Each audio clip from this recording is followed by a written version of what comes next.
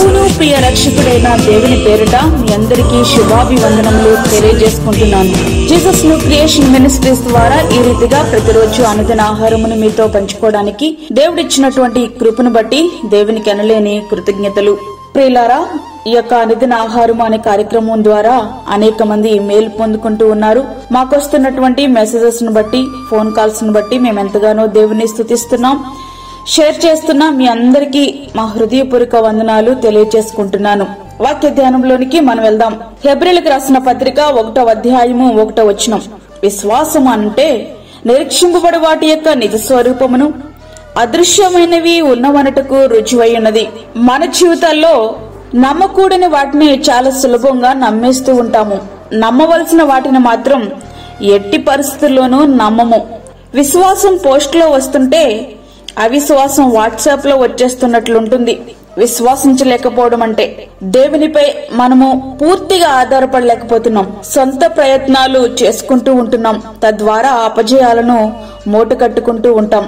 George Muller గారి అనాథ ఆశ్రమంలో ఒకరోజు వంటవాడు ఈ రాత్రి పిల్లలకు పెట్టడానికి ఏమీ లేదని చెప్పాడు. సరే అని చెప్పి ప్రార్థించడం ప్రారంభించారు ముల్లర్ గారు. రాత్రి 7 గంటలైంది. వార్డెన్ వచ్చాడు. అయ్యగారు, ఏమి చేయమంటారు అని అడిగారు. అప్పుడు ముల్లర్ గారు, పిల్లలను ప్లేట్స్ పట్టుకుని డైనింగ్ హాల్లో కూర్చోమని చెప్పండి. జార్జ్ ముల్లర్ గారి మాటలకు వంటవాడు, వార్డెను ఇద్దరూ ఆశ్చర్యపోయారు. ఈయనకేమైనా పిచ్చి పట్టిందా అనుకుని ఆయన చెప్పినట్లే చేశారు. ఈలోపు ఒక పెద్ద లారీ ఆశ్రమంలోనికి ప్రవేశించింది. ఆ లారీ వాళ్ళు ఇట్లా చెప్తున్నారు, అయ్యగారు, ఈ రోజు పట్టణంలో ఒక పెద్ద సభ ఏర్పాటు చేయబడింది. హఠాత్తుగా పిలువబడిన ముఖ్య అతిథులలో ఒకరు చనిపోయారు. మీటింగ్ రద్దు చేశారు. సిద్ధపరిచిన ఆహార పదార్థాలు మీ ఆశ్రమానికి అందజేయమన్నారు. ఆహార పదార్థాలు లారీ నుండి దిగుచూ ఉండగానే వెలుపల పాలు తీసుకెళ్తున్న లారీ పంచర్ అయ్యింది. ఆ లారీ డ్రైవర్ ఆ విషయాన్ని వాళ్ళ బాస్ కి చెప్తున్నారు. అవతల నుండి వాళ్ళ బాస్, నువ్వెక్కడున్నావు అని. అతను, ముల్లర్ గారి ఆశ్రమం దగ్గర ఉన్నాను. అయితే ఆ మిల్క్ ప్యాకెట్స్ ఆశ్రమంలో ఇచ్చేసి లారీ పక్కన పెట్టు అని చెప్పారు. ఆ పాల ప్యాకెట్స్ 15 రోజుల వరకు పిల్లలకు సరిపోయాయట. విశ్వాసం అంటే పరిస్థితులు ఎట్లా ఉన్నా సరే దేవుడు నీ కార్యాన్ని నెరవేర్చగలడని ఆయన పైనే పూర్తిగా ఆధారపడగలడం. విశ్వాసం అంటే నిరీక్షణకు ఆధారము లేనప్పుడు అతడు నిరీక్షణ కలిగి నమ్మెను. రోమా 4వ అధ్యాయము 18వ వచనం. అప్పటికే అబ్రహాము గారికి 100 ఏళ్లు, శారమ్మకు 90 ఏళ్లు. వారి శరీరం మృతతుల్యమైంది. ఇక బిడ్డల కొరకు నిరీక్షించడానికి వారికున్న ఆధారం ఏదీ లేదు.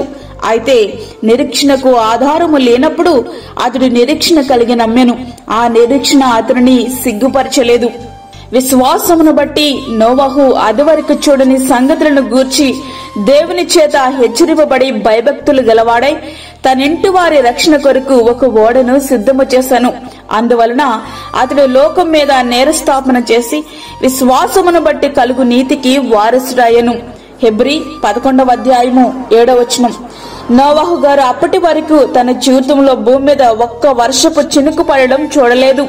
అయితే దేవుడు అంటున్నారు, ఏకరీతిగా 40 రాత్రులు పగళ్ళు ఆకాశం నుండి వర్షం కురుస్తుందని.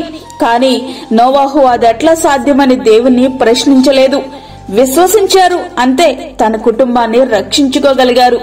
విశ్వాసమును బట్టి రాహాబు అనే వేశ్య వేగుల వారిని సమాధానముగా చేర్చుకున్నందున అవధేయులతో పాటు నశింపకపోయెను. హెబ్రీ 11వ అధ్యాయము 31వ వచనం. అంతేకాదు, ఆమె యేసుక్రీస్తు వంశావళిలో చేర్చబడింది. అది విశ్వాసం అంటే. మోషే పెద్దవాడైనప్పుడు విశ్వాసమును బట్టి ఐగుప్తు ధనము కంటే క్రీస్తు విషయమైన నింద గొప్ప భాగ్యమని ఎంచుకొని అల్పకాలము పాపభోగము అనుభవించట కంటే దేవుని ప్రజలతో శ్రమ అనుభవించటం మేలని యోచించి ఫరో కుమార్తె యొక్క కుమారుడనను అనిపించుకొనుటకు ఒప్పుకొనలేదు. ఏలయనగా అతడు ప్రతిఫలముగా కలగబో బహుమానమందు దృష్టించెను. హెబ్రీ 11వ అధ్యాయము 24 నుండి 26 వచనాలు. ప్రతిఫలం కానానులో అడుగు పెట్టలేకపోయినా పరమ కానానులో మాత్రం మోషే గారు అడుగు పెట్టగలిగారు. మేము సేవించుచున్న దేవుడు మండుచున్న వేడిమి గల అగ్ని గుండముల నుండి మమ్మను తప్పించి రక్షించుటకు సమర్థుడు. దానియేలు 3వ అధ్యాయం 17వ వచనం. ఆ విశ్వాసమే షద్రకు, మేషకు, అబేద్నెగోలు అన్న వారిని అగ్నిగుండం నుండి తప్పించగలిగింది. ఆ అగ్నిగుండమును ఆహ్లాదకరంగా మార్చగలిగింది వారి యొక్క విశ్వాసమే. ప్రియ స్నేహితుడా, వాక్యం వింటున్నటువంటి ప్రియ దేవుని బిడ్డ, వీళ్ళెవరూ సమస్యను చూచి భయపడిన వారు కాదు. ఆ సమస్యను పరిష్కరించగల దేవునిపైనే విశ్వాసం ఉంచిన వారు. ఇట్లాంటి విశ్వాస వీరులను ఆదర్శము చేసుకుని మనము కూడా విశ్వాసులకు మాదిరిగా జీవిద్దాం. అట్టి తీర్మానంతో మనము ఈ సంవత్సరంలో నూతన ఆశీర్వాదాలు పొందుకుందాం. అట్టి కృపా ధన్యత ప్రభు మనకి అనుగ్రహించునుగాక. ఆమేన్. వాక్యమైన ప్రియ దేవుని బిడ్డలారా, ప్రార్థనలో ఏకీభవించండి. పరిశుద్ధుడైన తండ్రి, ప్రేమగల యేసు ప్రభువా, శ్రేష్టమైన మరి యొక్క దినము మా జీవితంలో మీరు అనుగ్రహించారు, నీకు వందనాలు. ఈ దినమంతటి కొరకు మీరు మమ్మల్ని సిద్ధపరచండి. దీని అవసరతలు మీరు తీర్చండి ప్రభువా. ప్రతి విధమైన శోధన, కీడు, ప్రమాదము, తెగుల నుండి మీరు మమ్మల్ని కాపాడండి. చంటి బిడ్డలను, వృద్ధులను, గర్భిణీ స్త్రీలను ప్రభువా మీరు జ్ఞాపకం చేసుకునండి నాయన. వారికి కావలసిన నీ కృపను సమృద్ధిగా మీరు అనుగ్రహించండి. విశ్వాసముతో వారు ముందుకు కొనసాగడానికి కావలసిన కృపను వారికి సమృద్ధిగా మీరు దయచేయండి. అలాగే దూరదేశంలో ఉండి వాక్యమిని ప్రార్థనలో ఏకీభవిస్తున్న ప్రతి ఒక్క బిడ్డను మీరు బలపరచండి. తగినంత విశ్వాసం వారికి దయచేయండి ప్రభు. ఈ యొక్క వాక్యం వింటున్న ప్రతి ఒక్క బిడ్డను నీ యొక్క ఆత్మ తాకుదల క్రిందికి తీసుకుని రండి ప్రభు. నీ కార్యములు వారి జీవితంలో జరిగించి నీ సాక్షులుగా నీ బిడ్డలను మీరు నిలువబెట్టమని, మాకు కాదు యెహోవా, మాకు కాదు, సమస్త మహిమా ప్రభావం మీకే ఆరోపించుకుంటూ యేసు పరిశుద్ధ నామమున అడిగి వేడుకుంటున్నాము తండ్రి. ఆమేన్. ఈ యొక్క వర్తమానములు మీ బంధువులకు, మీ స్నేహితులకు షేర్ చేయండి. దేవుని పనిలో మీరు కూడా పాలిభాగస్తులు కండి.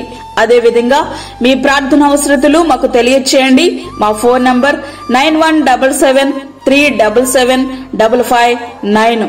దేవుడు మిమ్మును మీ కుటుంబమును దీవించునుగాక. ఆమేన్. దేవుని సేవలో మీ సహోదరి అన్నమణి